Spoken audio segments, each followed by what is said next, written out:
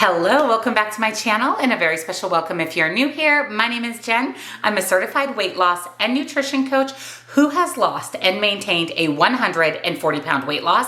And today we're talking about the worst protein source for weight loss. Now, if you follow me, you know that I am all about a high protein diet for weight loss, to maintain and build lean muscle, to just be healthier overall. You need to have a pretty high protein diet, but there's one particular source of protein that can wreak havoc on a weight loss journey, and today we're going to talk about it and why.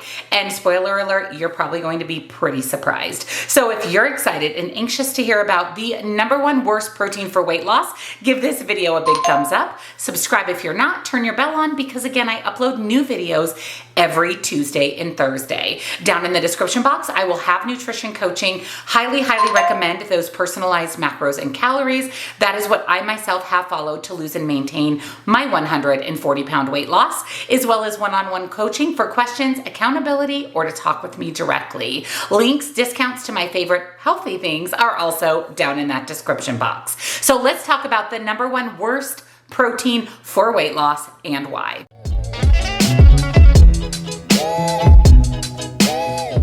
If you're focused on ridding that excess belly fat or ridding fat in general, this particular source of protein may have the opposite effect for you. Protein is an excellent addition to any healthy diet, and actually you should be eating a moderate to high protein diet, especially while trying to shed fat. But there's one particular protein source that's the worst for belly fat and the worst for fat loss in general. Drum roll please. You're not gonna like this, but the worst protein source for belly fat and weight loss is cheese. Now, coming from someone who's obsessed with cheese, we love cheese in this house.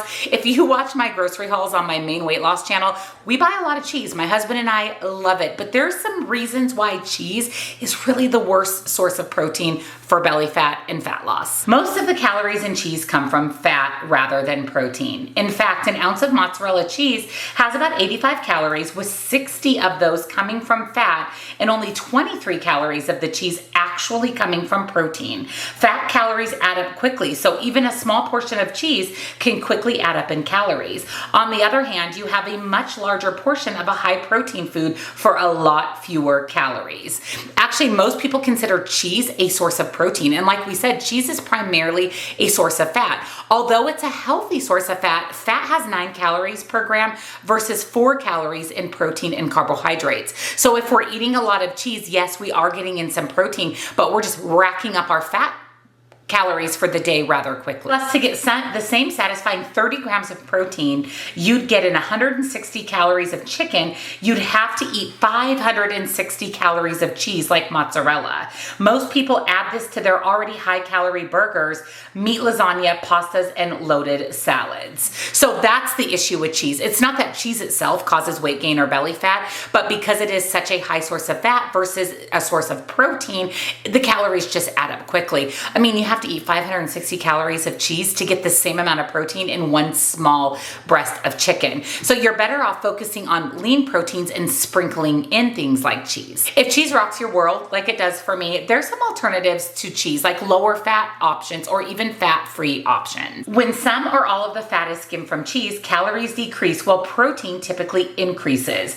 Protein increases satiety, so the more protein you get in food, the less hungry you'll be and the less likely you'll be to overeat. For example, 2 ounces of non-fat mozzarella cheese has 84 calories and 18 grams of protein, while 2 ounces of full-fat mozzarella cheese has twice as many calories, 170, and significantly less protein, only 12 grams. So I always say you're better off eating food in its whole form, and that includes full-fat dairy, with the exception of cheese. You're better off choosing a lower fat cheese option to save on calories, save on fat, but really amp up the protein, which is why we should be consuming cheese in the first place. This kind of goes hand in hand for cottage cheese. Now, full fat cottage cheese is great, but you can eat low fat cottage cheese for less calories and fat and more protein. My favorite cottage cheese on the planet is Good Culture. I like the full fat, but I don't think the low fat tastes any different. And again, I'm saving a lot of calories, fat, and I'm even getting in more protein, which is so interesting if you think about it. Protein is truly the real MVP when it comes to weight loss. It fills you up, keeps you full and satisfied for a much longer period than fat and even carbohydrates. It helps keep your blood sugar stable, which prevents energy crashes, which typically leads to food cravings. It helps maintain and build lean muscle. I mean, I could go on and on about the benefits of protein. And yes, cheese has protein in it,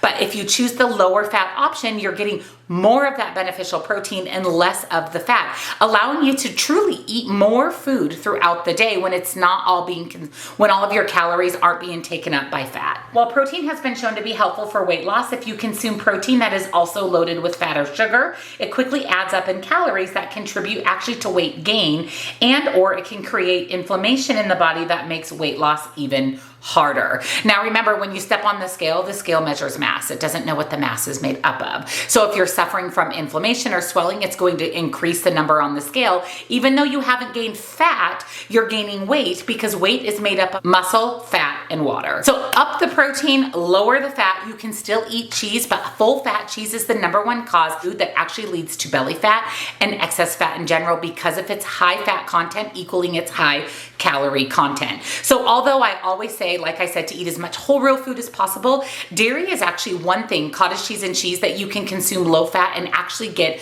more benefits out of it for your weight loss journey. And like we said, less calories, less fat, more protein, that's a huge win. Let me know down below, are you a cheese lover like me? What is your favorite cottage cheese? What are your thoughts on low fat versus full fat dairy? Let me know everything down below. And if you enjoyed today's video and found it helpful, give it a big, huge thumbs up. Again, subscribe, turn your bell on so you never miss a Tuesday or Thursday video. Down in the description box, I will have nutrition coaching. Highly, highly recommend those personalized macros and calories, as well as one-on-one coaching so that I can help you navigate a successful fat loss journey. Thank you again so much for watching, and I'll see you next time. Bye.